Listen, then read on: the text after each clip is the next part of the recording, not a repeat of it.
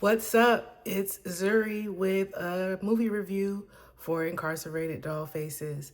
Today I'm reviewing the psychological thriller Strung, 2026 movie directed by Malcolm D. Lee. The movie stars Chloe Bailey, Lucien Laviscount, and our bougie mother, Miss Lynn Whitfield.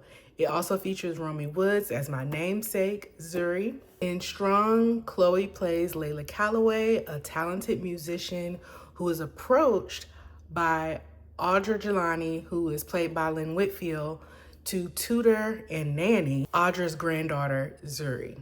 This movie tricked me. I was not ready. I did not expect the main character, Layla, to be so interesting. She said yes so many times when she should have said no. And I know that's movies, like characters have to make stupid decisions. That's the only way that we stay engaged with movies. But I wouldn't even call Layla stupid. I just don't understand why she was always saying yes.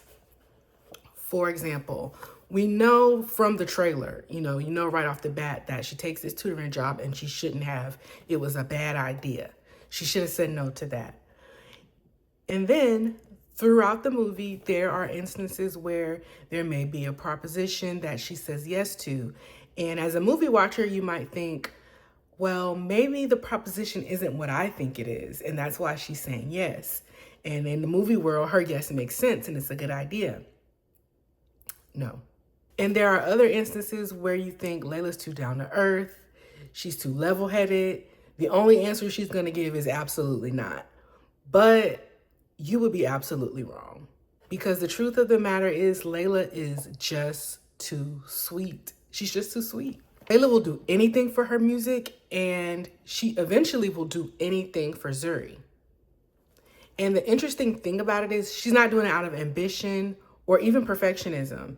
She is just sweet. She's just really sweet. And in many ways, that makes her unwise. Again, I wouldn't call Layla stupid, but she's too trusting. And for someone who has experienced loss like she has, you would think that she would move a little different, but she moves throughout the world as if nothing can go wrong. It's astounding the way that she is just trusting of not only people, but of life, just situations. She just seems to think everything is gonna be fine, when in fact, in order for things to be fine, sometimes you have to say no. And she doesn't say no enough. This made her the perfect victim, the perfect target. She's just too sweet. That's all I'm gonna say about that. One thing I appreciate about this movie is how serious they take the stories. There are not a lot of loose ends or like plot holes and stuff like that. There may be some things that you want to know more about or want to have more fleshed out, but for the most part, they wrap everything up nicely. And even though the motives are ridiculous, they're not far-fetched. Those are things that you can see people doing. Those are things that people do in real life. Sometimes we see movies and it's like you would have to be psychotic for that to be your motive. That's not the case here. So that's something that I really do appreciate about this movie, because it's not always the case these days. One thing I will say about Strung, it moves quickly enough so passive viewers can watch it without getting too bored, without getting bogged down. It'll keep you, off of your phone for a couple hours. But the story is also good enough where if you're like a hardcore movie watcher and you're a little judgy sometimes, you'll still enjoy it. You still will sit down for it and watch it. So it's if you have mixed company, it's something good that you guys can watch together. I don't like doing this. I don't like trying to rewrite the movie or anything like that. And in this, I'm actually not going to try to rewrite the movie.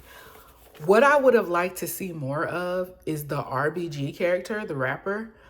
I feel like for somebody who we didn't see really on screen, that was a fascinating character. And I don't want the movie to be written in a way that we see more of him. I don't think it's necessary. I don't think the movie needs more of him. He's really just a plot device in this case. But that is somebody that you can build a show around. That is somebody that you can build its own movie around, because you have this gangster rapper that's supposedly struggling with addiction, but also really into African culture and history and things like that. And somehow he pulled this lady that Imani wasn't probably very bougie when he met her, but you know, she was being raised with an heir. So, yeah, I think that's a pretty interesting character, and I would love to see just something about him alone, like outside of the story. I also want to note, and let me say this, I'm not sure if this is the work of the screenwriter, Alan McElroy, or if this was done, you know, this was some idea brought about by Malcolm D. Lee or something that the characters developed together. But we see some of the traditional Tyler Perry villains show up here. And knowing that Tyler Perry was a producer on this project, it just makes it interesting. Like they don't necessarily behave like Tyler Perry victims. Excuse me, Tyler Perry. They don't behave like Tyler Perry villains, but it's still interesting and entertaining because we know that he produced on the project. Something I'll say that gives Strung a really interesting twist is the way that the movie, and more so the trailer, sets up the kid, Zuri, as a possible threat.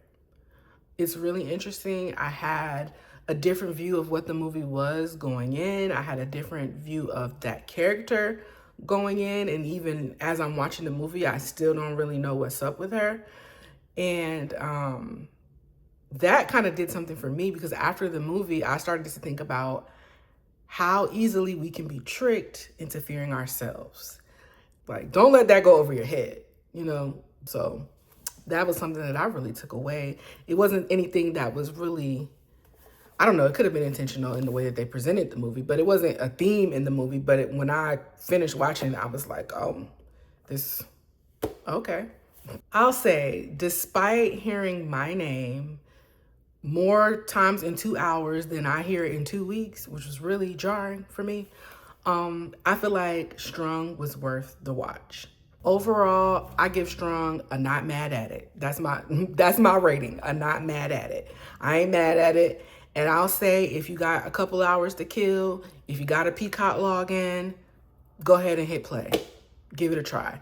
And when you're done, come back, go in the comments, and let me know how you liked it, how you didn't like it, you know, what you thought about it. And definitely, if you pick up what I'm putting down about the Zuri character, let's talk about that too.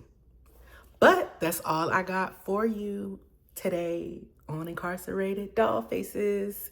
I hope to see more of you. Thanks. Bye.